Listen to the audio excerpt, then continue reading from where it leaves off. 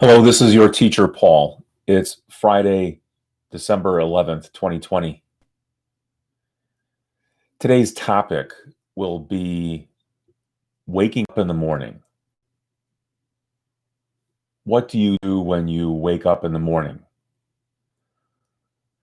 In addition to that, I thought that we could practice the present tense. That would match the topic pretty well, I think. And then perhaps look at some idioms related to sleep or waking up. It's about 12. It's just past 12 o'clock, 12 noon. It's a Friday. It's the end of the week. And I don't teach on Fridays, so I have a little bit of extra time today to come online and continue to experiment with this new format. I'll be on for about half an hour, I think. Depends on who comes, I guess. It's interesting to see, like how many people arrive. It seems that I can get a pretty good number of people here within about 5 minutes. So I assume that you are on my channel now and watching videos, but I'm not sure. Or perhaps there was a notification that popped up on YouTube while you were using YouTube. People are arriving right now. Hello, everyone. I sometimes I don't pronounce names well, but I'll just quickly try here. Azara Omema, Hakim. I'm going to guess Najid, Ibtihal, Mina, Kira, Maria, Jamila, Mado, perhaps, Munira, Francisco, Hasi, Mange. How'd I do? Luis, and more. Now people are rolling in. So I'm not going to spend the whole time reading names. So thank you for coming. I'm glad to see you here. The topic is waking up in the morning. What do you do when you wake up in the morning?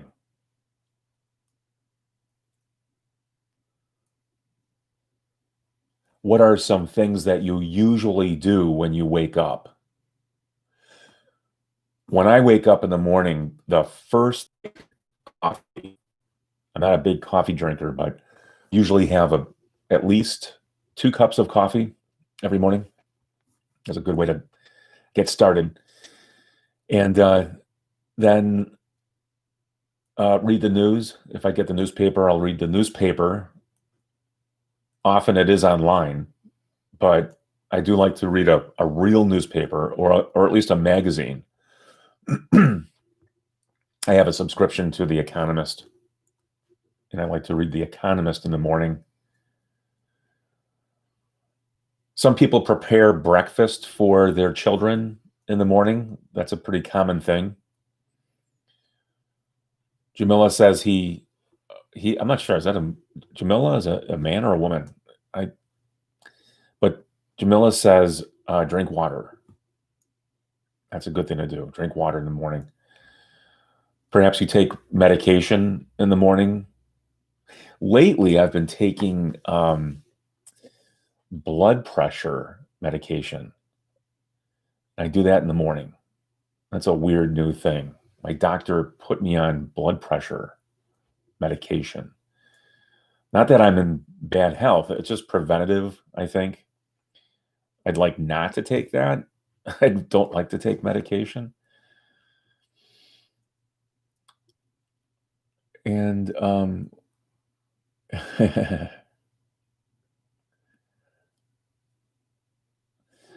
So Louise gives thanks for another day of life. That's a good thing to do. To be appreciative of the life that you have. That's great. Do you wake up early in the morning?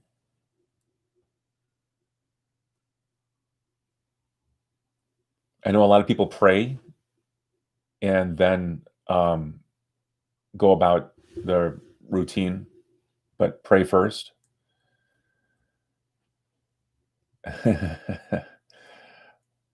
Somebody has a beer in the morning. Most people, I know a lot of people have coffee or tea. And just good to get some liquids in you, throughout the day. And they say that coffee does have certain properties that can keep you healthy.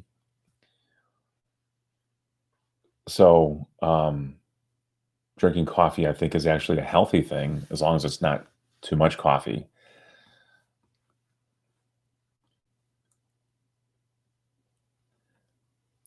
People here are saying they don't get up, say they usually get up early in the morning or not too early.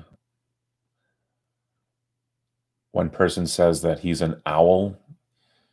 You're a night owl. That's the expression. If you go to sleep late, then you are a night owl. I think young people are night owls. Young people generally like to stay up really late, 2 o'clock, 3 o'clock, 4 o'clock. When I was a younger man, I used to stay up until 5 o'clock in the morning, sometimes, usually on the weekends. And, you go out to parties, clubs, drive around the city. But now I like to go to sleep at a regular time, usually 11 o'clock, and I'll wake up at, maybe 5 or 6. So I usually get about 6 hours or 7 hours of sleep.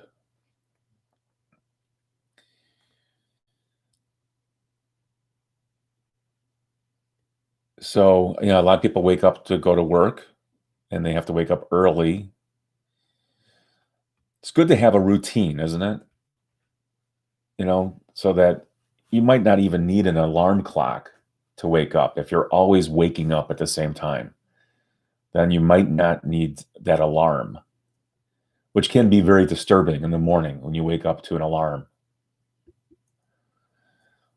Nowadays, people use their phones for alarms. I'm not sure if alarm clocks are even sold anymore, but that used to be the thing everybody had when I was a kid. Alarm clock. Try to keep it clean, okay? With language, that will do that in the morning, but don't have to be graphic about it. Someone's looking for a recommendation for YouTube channel, lecture English. Oh gosh, there's so many good YouTube channels for English. I don't watch very many of those. Um, I do like to watch language videos, and I am studying German. I have been studying German.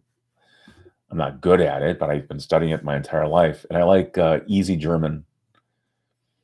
I like the hostess on that is named Kari. Kari and her husband, Jan Janusz, I think. And I like to watch history. Lately, I've been watching YouTube videos about Roman history. Just fascinating. Someone's asking how old I am. How old do you think I am?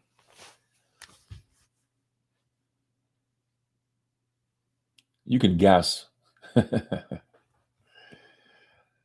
How old is Teacher Paul?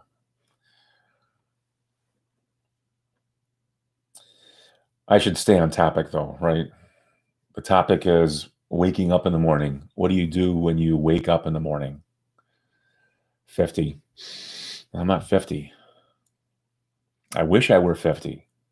I'm not 50. Try again. Uh, now, some people are being nice and some people are being mean. I'm 57.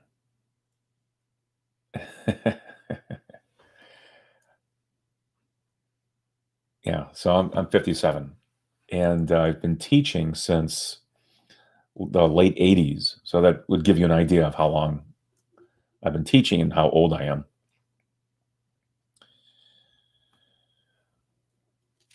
Have I ever seen George Orwell's works? I have read 1984 recently. In fact, I taught it to one of my literature classes.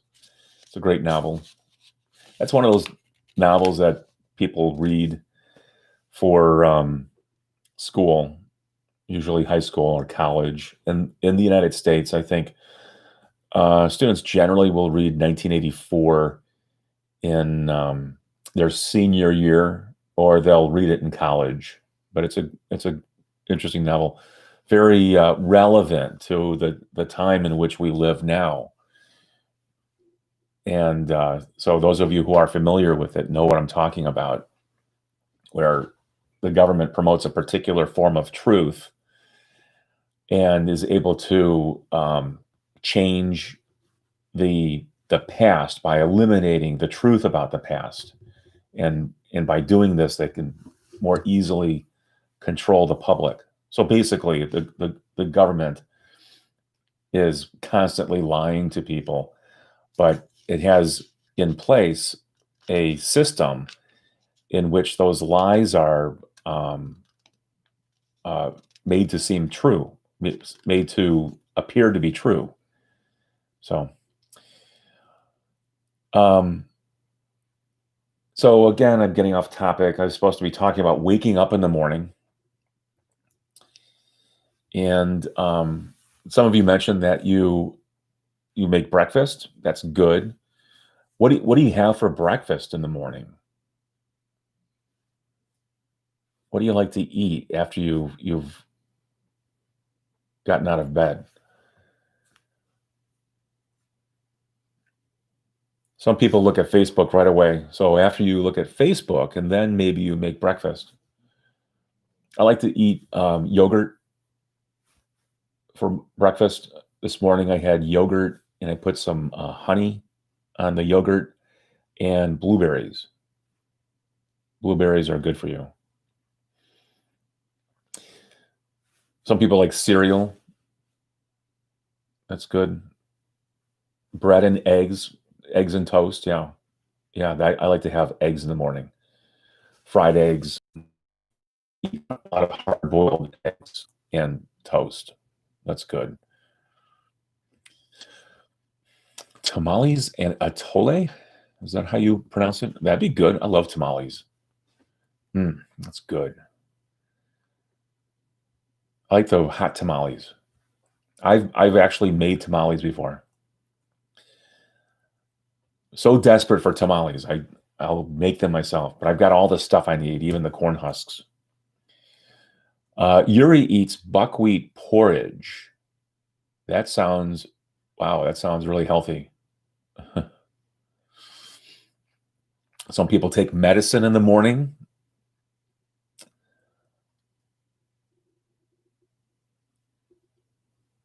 Mina is asking what the phrase rub-a-dub-dub, three men. It's rub-a-dub-dub, three men in a tub. And I don't know what that is exactly. I think it's part of a nursery rhyme. There are a lot of these short nursery rhymes that children will recite, or their parents will recite. I have no idea what that means. Sounds kind of like a weird situation to have three men together in a bathtub. Some people eat eggs and azade, I'm guessing, uh, gives cheese to her daughters in the morning. That's good. I like cheese. In Turkey, Hasi. Is it Hasi? Hasi Mehmet? In Turkey, we have tea, olive, eggs, tomatoes. That sounds good. I love Turkish food. I love Middle Eastern food. And I've developed a real taste for olives lately, spicy olives.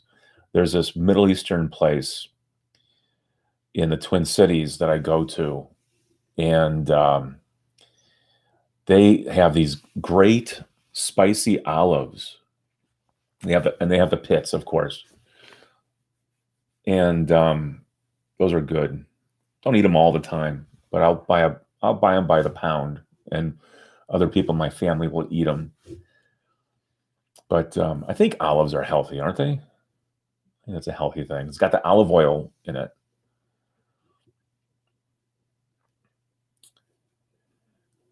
Um, I don't know how to pronounce your name, but you said that you had borscht and hot tea. Would that be borscht? Maybe is that like a cabbage soup of some sort, perhaps?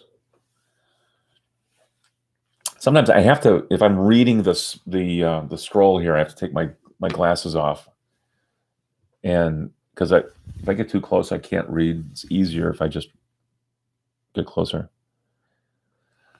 Um, and yes, I do like. Yeah, I love Persian food. Love it. I like kebabs.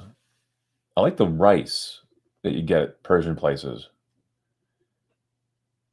and the chicken is good.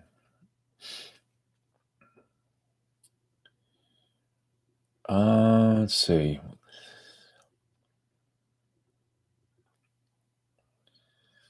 First thing Sagar does is drink a cup of tea.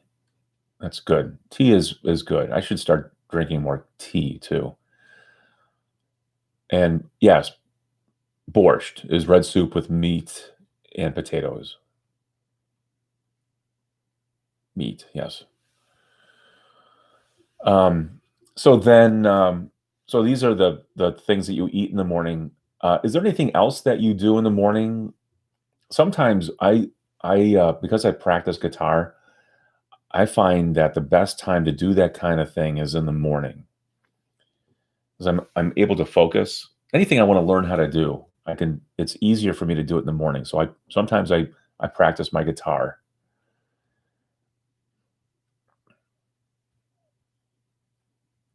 and well, I also prepare for school. I prepare for the day. Usually, the preparations for school are the day before, of course, or a couple days before. If I have to give a test to my students, I usually will have that at least a week or two before I give it so that we can preview. And I usually tell the students what will be on the test. So, but I find that preparing for schoolwork is best done in the morning, especially right before I leave. Although right now I'm not going anywhere.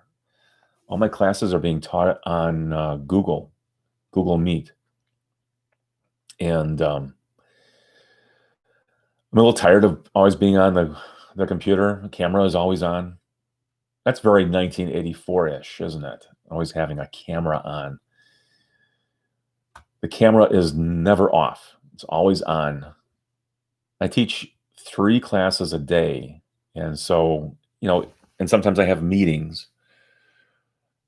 So it can amount to, 6, 7, 8 hours a day, and then if I do this, it's more time. And this is interesting doing this, because I can try to figure out how to help people with their English. I'm doing just kind of a monologue, although you're giving me some ideas, and I know that you're listening to what I have to say. You notice in the videos and now that I'm speaking slowly, and it's not my normal pace.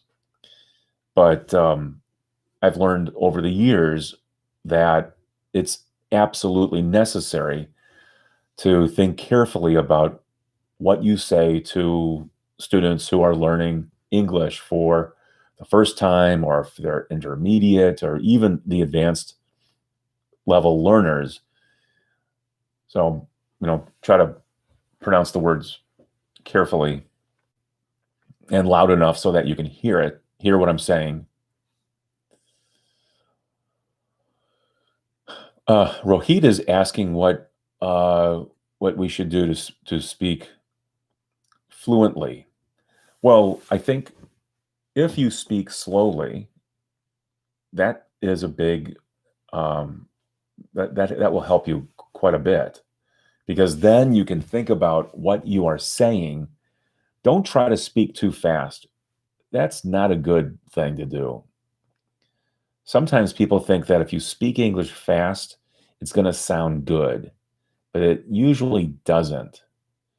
And it's hard to hear. So if you want to speak fluently, speak slowly, listen to what you're saying when you say it too. You have to practice that. And I think, you should visualize the words that you're using. So whatever you say, visualize those words. You have to imagine the words that you're using as they're coming out of your mouth, if you can see them. And if you can see them, can you see the punctuation that goes along with those words? And so I think that's a good thing to do. Speak slowly, listen to yourself, visualize the words.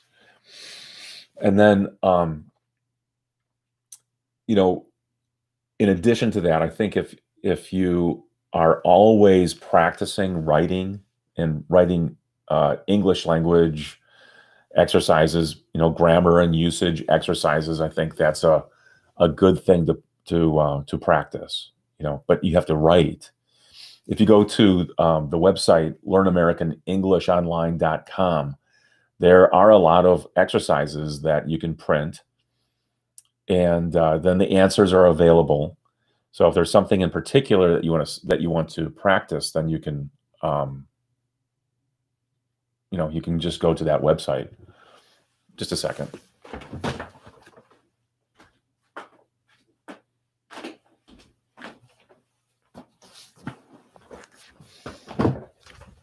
Okay.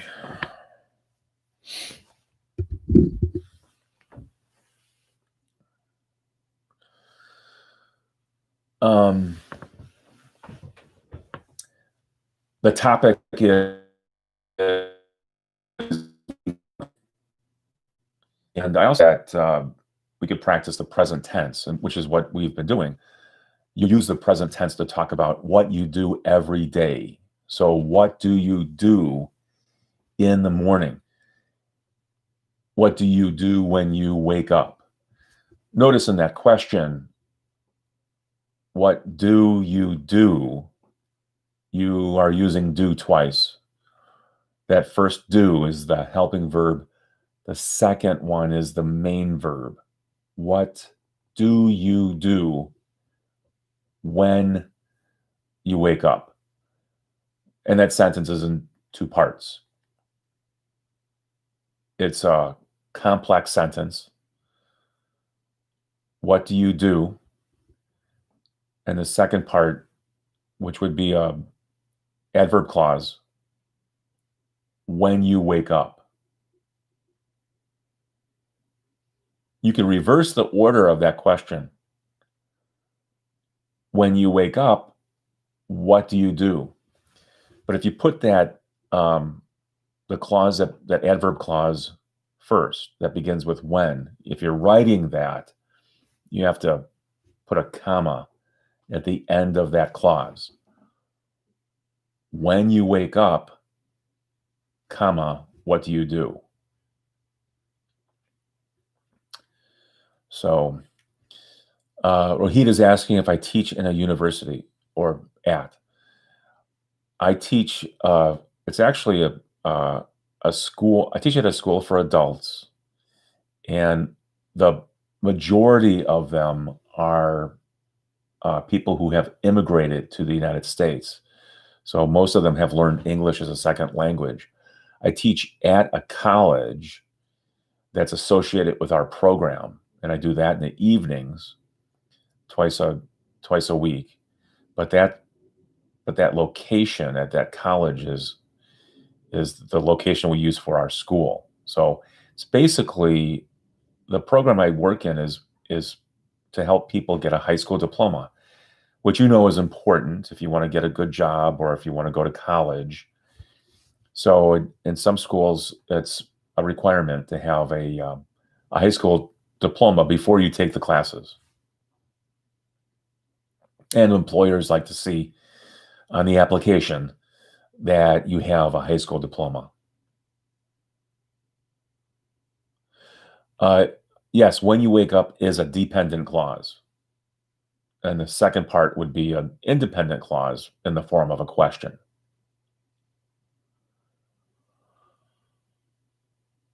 Okay. How much more time here? A few more minutes. I have to eat my lunch. Try to maintain a regular schedule when it comes to lunch. And I don't know what I'm going to have yet. I made a tofu salad yesterday. I might have that. It's a Thai tofu salad, very healthy. And then there's some leftover vegetable soup. It's a root vegetable soup. So, and I made it. I like to cook. So it's very relaxing, especially during the pandemic, you know. But in that soup, I put there are two turnips. I'm sorry, no, no turnips. Two rutabagas, a sweet potato, a regular potato, a couple carrots, celery, onion. I think that was it. And then I just boiled those root vegetables and put them in a blender. Turned out pretty good. Very healthy.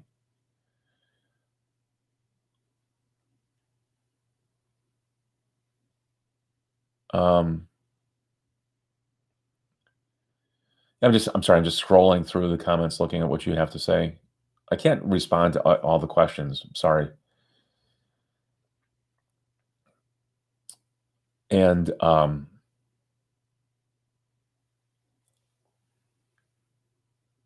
about some phrases or for waking up? When when you sleep late, sometimes you say that you sleep in. So a person who sleeps in, oh, it looks like the connection is unstable. I don't think I have a connection right now. It says, please wait while we try reconnecting. So I don't think I had a connection the last few seconds. Okay, I think I'm good now. When you sleep in, that means that you sleep late.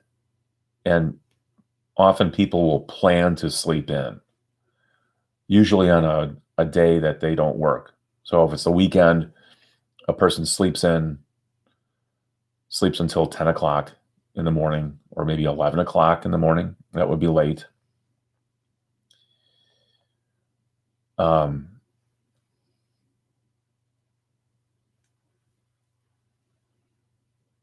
what, any other phrases for sleep? Um, there's sleepwalking. You're sleeping, but you get up and engage in activity. You can fall asleep at the wheel when you're driving, or it's a kind of sort of like a metaphor. A person who falls asleep at the wheel isn't paying attention to whatever activity. Might not be driving, could be something else.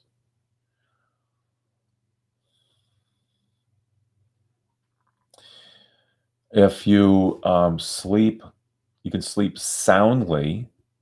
That means you have a good night's sleep, or you fall into a deep sleep.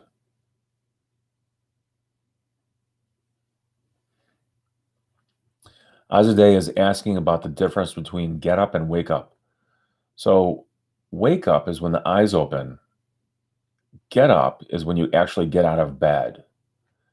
So, you can wake up and remain in bed, but then when you get up, your whole body is out of the bed, and you're walking around. Um, a lion. Oversleep.